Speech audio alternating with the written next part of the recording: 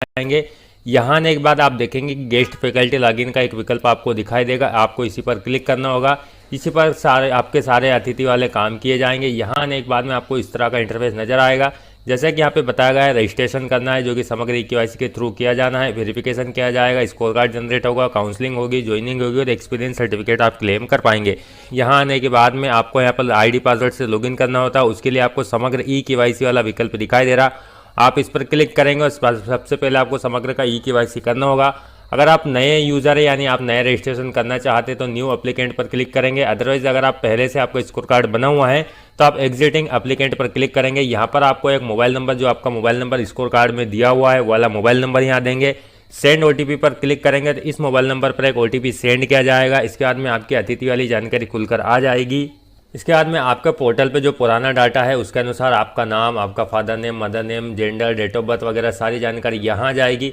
इसके बाद में आपकी जो 9 अंकों की सदस्य आईडी है, समग्र आईडी है, वो आपको यहाँ पर डालना होगा। ध्यान आपको ये रखना है कि आपके समग्र आईडी का ई-केवाईसी पहले से करा हुआ हो तो ही आप यहाँ पर करिएगा। अदरवाइज अगर ई-केवाईसी करा हुआ नहीं है तो आप सबसे पहले ई-केवाईसी करेंगे। उसका लिंक आपको इस वीडियो के डिस्क्रिप्शन में मिल जाएगा कि समग्र ई-केवाईसी कैसे करते हैं। समग्र आईडी डालेंगे, गेट समग्र इन्फो पर क्लिक करेंगे तो आपकी समग्र आईडी के अनुसार आपका पूरा डाटा यहाँ पर खुलकर आ जाएगा। इसके बाद में समग्र आईडी का एक ओटीपी आपके मोबाइल नंबर पर सेंड किया जाएगा, वाला ओटीपी डालेंगे तो आपका इस तरह से सक्सेस का मैसेज आएगा, समग्र वेरिफिकेशन सक्सेसफुली, और आपका जो आईडी और पासवर्ड है इस तरह से बन के आ जाएगा। ध्यान रखना है आपका आईडी GTAA और फिर जो भी आपका जो 4 अंकों का नंबर मिलेगा इस तरह से आपका यूजर आईडी बनेगा और पासवर्ड में शुरू में 123 रहेगा। ओके पर क्लिक करेंगे तो आप इस वाले पेज पर आ जाएंगे जहां पर आपको आपका मोबाइल नंबर वेरीफाई करना होगा और आपका जो पासवर्ड पुराना आया है इसे चेंज करके आप अपने से नया पासवर्ड बना पाएंगे। आपका यूजर नेम आप यहाँ डालेंगे, मोबाइल नंबर यहाँ डालेंगे, डिफॉल्ट पासवर्ड यानी 123 यहाँ डालेंगे। नया पासवर्ड जो आप बनाना चाहते हो वाला नया पासवर्ड आप यहाँ डालेंगे। जो नया पासवर्ड आपने बनाया है दोबारा से आपको यहाँ डालना है। 8 कैरेक्टर से 16 कैरेक्टर के बीच में होना चाहिए, जैसा कि आपको स्क्रीन पर दिखाई दे रहा है। कुछ इस तरह से आपको आपका पासवर्ड बना लेना है।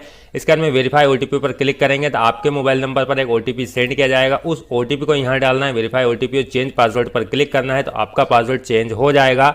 अगर आपके सामने पासवर्ड चेंज वाला पेज ओपन नहीं होता है तो आप वापस से होम पेज पर आएंगे। यहाँ पर आपको नो योर आईडी का एक विकल्प दिखाई दे रहा है, आप इस पर क्लिक करेंगे तो आपकी जो आईडी बनी होगी यानी GTAA वाली आईडी आपको यहाँ पर दिखाई देगी। यहाँ पर अपनी आईडी जानने के लिए आपको आपका मोबाइल नंबर जो अभी आपने दिया था या फिर अतिथि पोर्टल में वाला मोबाइल नंबर यहाँ देंगे। सर्च पर क्लिक करेंगे तो आपकी गेस्ट फैकल्टी आईडी जो आपका यूजर आईडी है वो यूजर आईडी आपको यहाँ पर दिखाई देगा, आपका नाम दिखाई देगा, मोबाइल नंबर दिखाई देगा, ईमेल अगर जुड़ा हुआ है तो वो भी आपको यहाँ पर दिखाई देगा।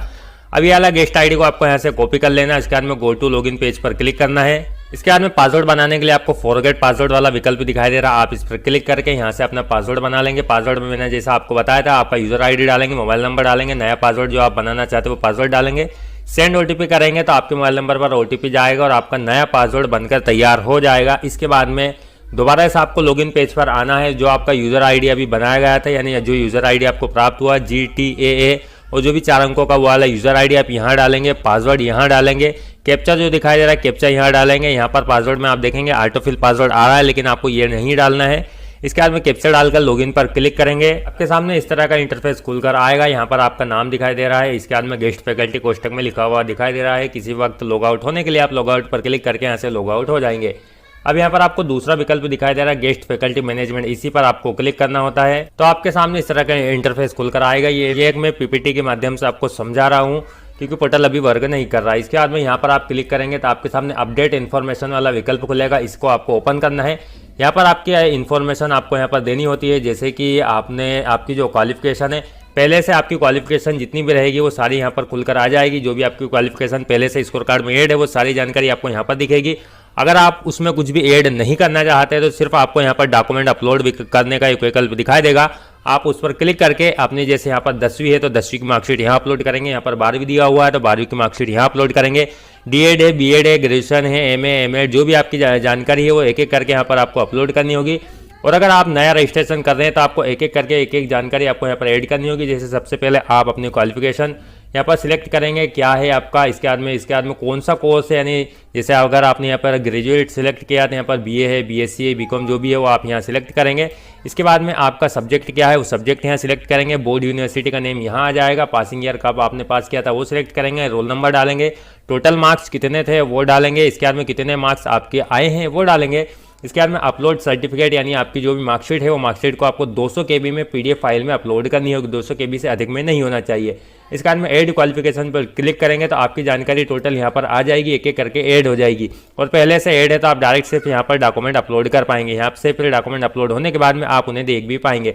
अगर कोई से जानकारी पहले से जुड़ी हुई है फिर अभी आपने जोड़ी उसमें कुछ गलत जानकारी ऐड हो गई है तो आपको डिलीट का बटन दिखाई दे रहा है, आप इस पर क्लिक करके यहाँ से डिलीट भी कर सकते हैं। इसके बाद में 7 नेक्स्ट का बटन दिखाई दे रहा है, इस पर आपको क्लिक करना है।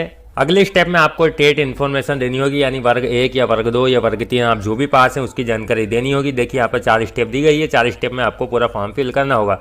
यहाँ पर टेट की जानकारी अगर आपकी पहले से जुड़ी हुई होगी तो वो ऑटोमेटिकली आ जाएगी, सिर्फ आपको यहाँ पर उनकी मार्कशीट अपलोड करनी होगी।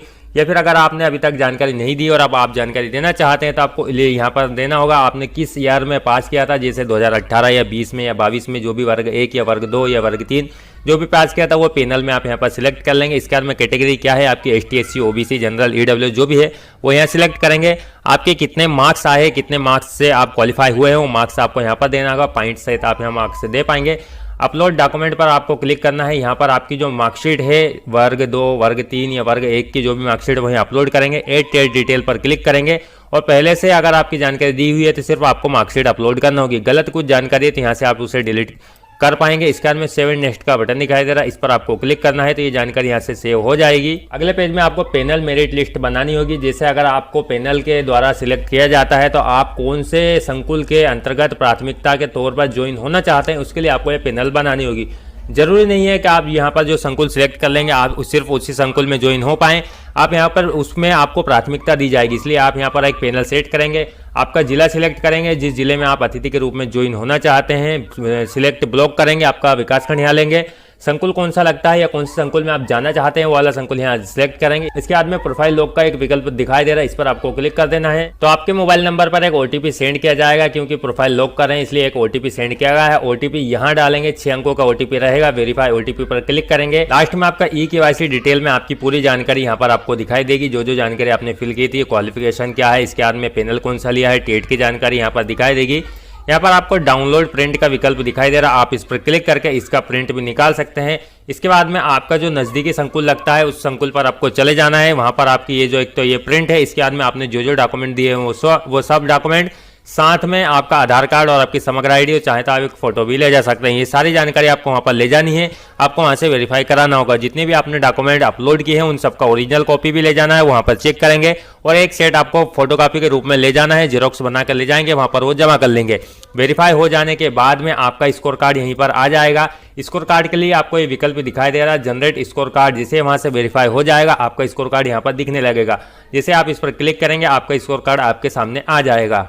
वेरीफाई जब हो जाएगा तो आपका स्कोर कार्ड कुछ इस तरह से दिखाई देगा। जनरेट स्कोर कार्ड पर क्लिक करेंगे तो आपका स्कोर कार्ड ऐसे दिखाई देगा, कुछ अलग तरह से ये दिखाई देगा। पहले स्कोर कार्ड थोड़ा सा अलग था, उसमें कुछ चेंजेस कर दिया गया है।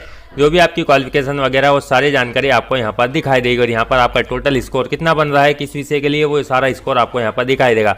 प्रिंट पर क्लिक करके आप अपना स्कोर कार्ड यहाँ से डाउनलोड कर सकते हैं और आप जब आप भी ऑनलाइन काउंसलिंग होगी या फिर आप अतिथि में जहाँ भी पढ़ा रहे हैं वहाँ पर आपको यही वाला स्कोर कार्ड लगाना होगा। इसी के माध्यम से अब आपकी ज्वाइनिंग होने वाली है। किसी भी वक्त अपनी प्रोफाइल को देखने के लिए आपको व्यू प्रोफाइल वाला विकल्प दिखाई देगा, आप यहाँ पर क्लिक करके अपनी प्रोफाइल देख पाएंगे। यहाँ पर आपका QR कोड भी आपको दिखाई देगा, यहाँ पर आपका नाम, एड्रेस वगैरह सारी जानकारी यहाँ पर आपको देखने को मिल जाएगी। इसके बाद में अगर आप इसे प्रिंट करना चाहते हैं, डाउनलोड करना चाहते हैं तो इसे भी आप यहाँ से डाउनलोड कर सकते हैं।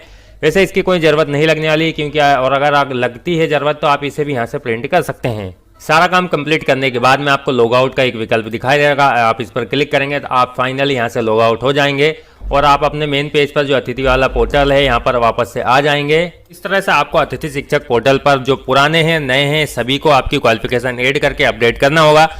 ये तमाम जानकारी आज की इस वीडियो में मैंने आपको दे दी है। अगर